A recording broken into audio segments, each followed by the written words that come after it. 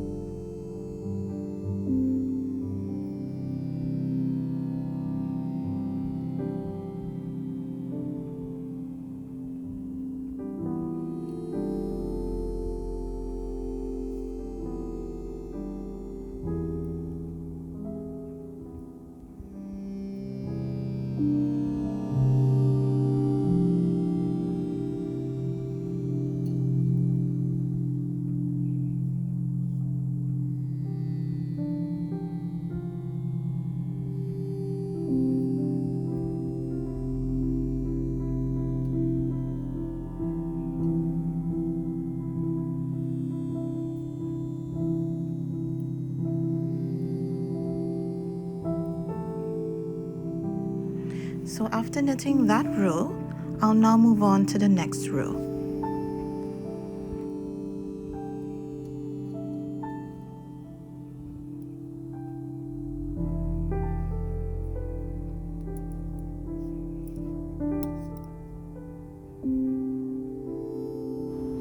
So if we take a look, we're going to see a pattern already forming.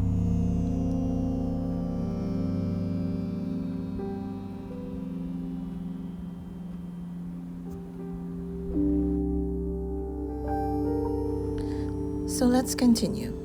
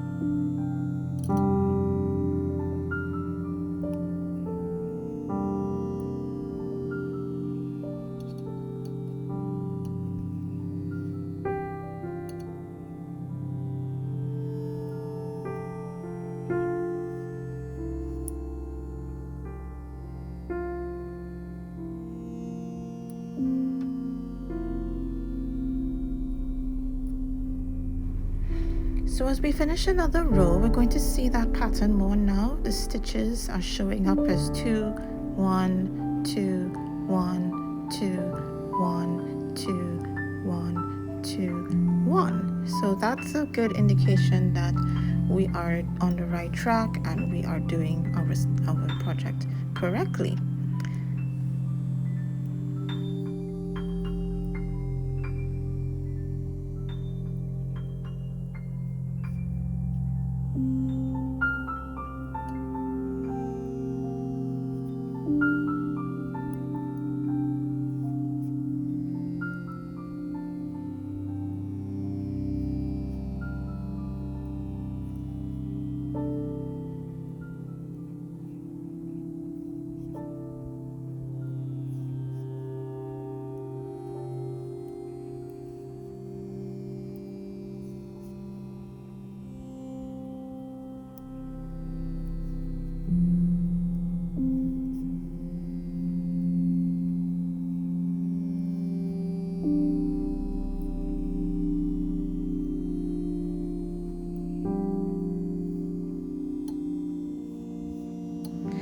So as we continue some more, now we're going to see the actual rib stitches showing through more prominently.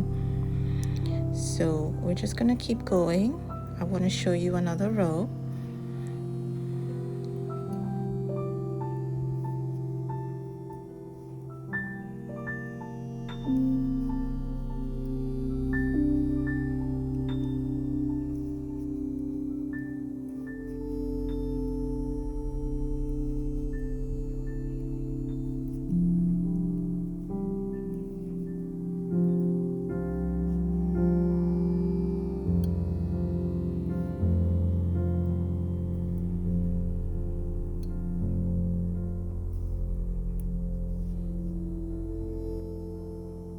Okay, so we're going to keep knitting until we reach 15 inches long.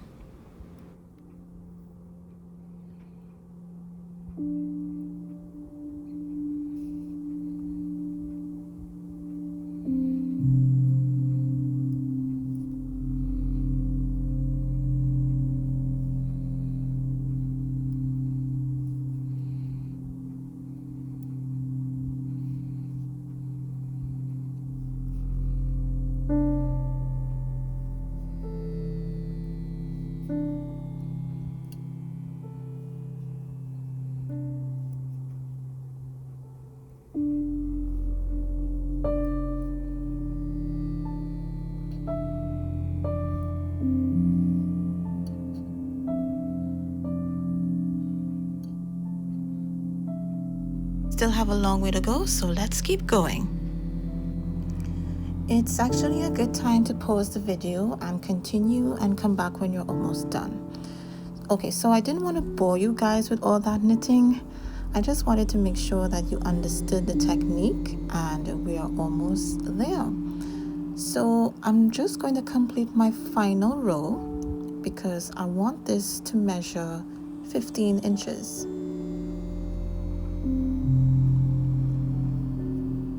So I'm just knitting and purling, knitting and purling. I'm sure you have the hang of it by now.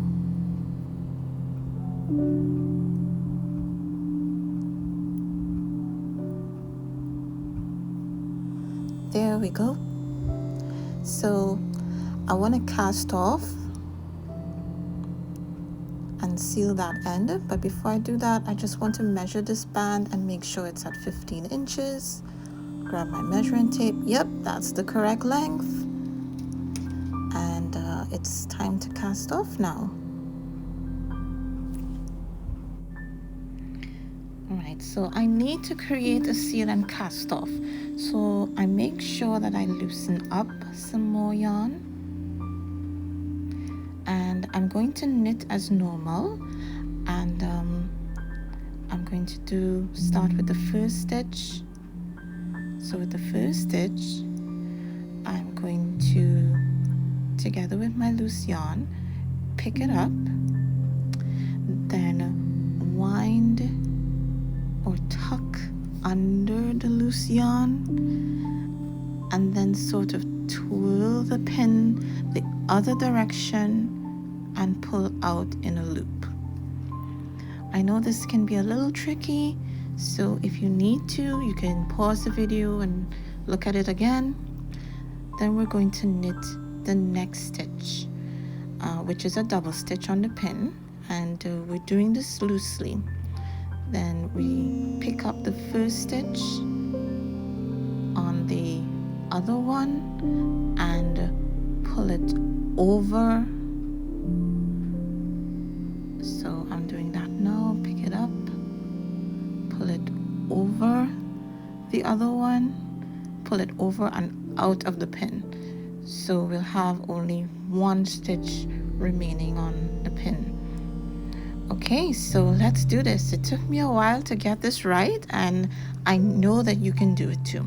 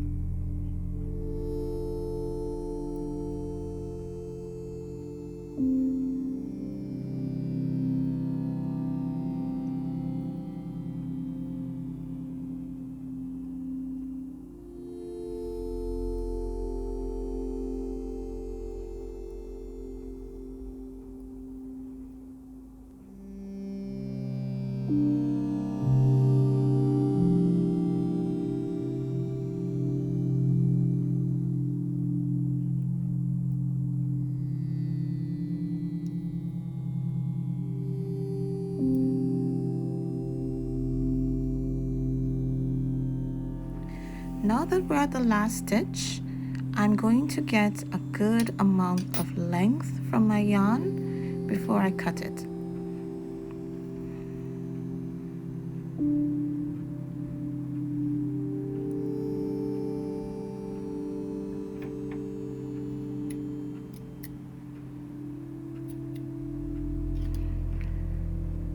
And then I'm going to pull. Let me just get this out of the way. There. Okay, so now I'm going to pull that string through the last loop. I'm just going to pass it through that loop.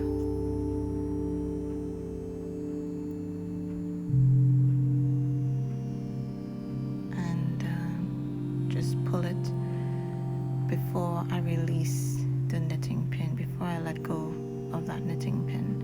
And then I'm gonna pull that string nice and tight. Give it a good pull. There. So we are all sealed and secure, and we are just another step closer to our final outcome. See how stretchy and nice it is?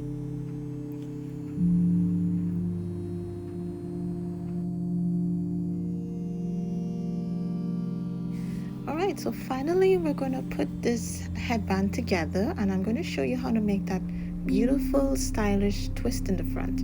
So I'll be needing my needle, and I'll just thread the long piece of yarn through it, and I want to figure out which side I want to show as the front. So I'm just going to knit on the other side, stitch on the other side, and then I'm going to arrange the ends of my band like that, and sandwich them alternately like that. As I fold them, they're going to be folded over each other.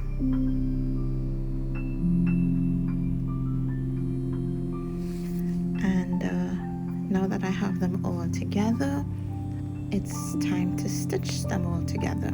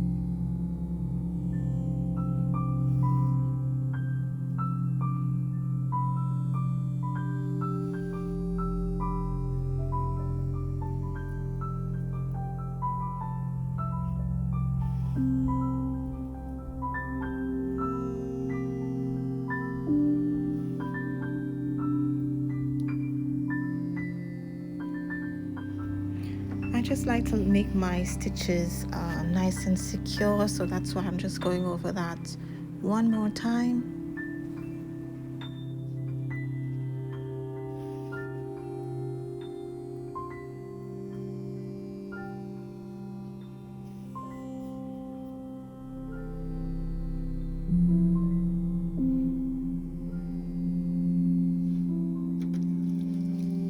When I'm done sewing, I just need to snip a bit off and keep a little bit so that I can tie that into a knot. I made the mistake. Don't make the mistake like I did when you snip off too much, that it becomes difficult to make that knot.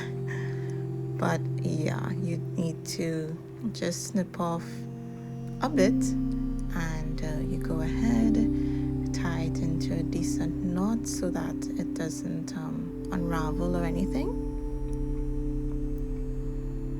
It took me 3 tries here, but I actually got it right there. And I'm just gonna snip off the excess just to make it a little bit neater, And there we go. So just turn it inside out and we are complete.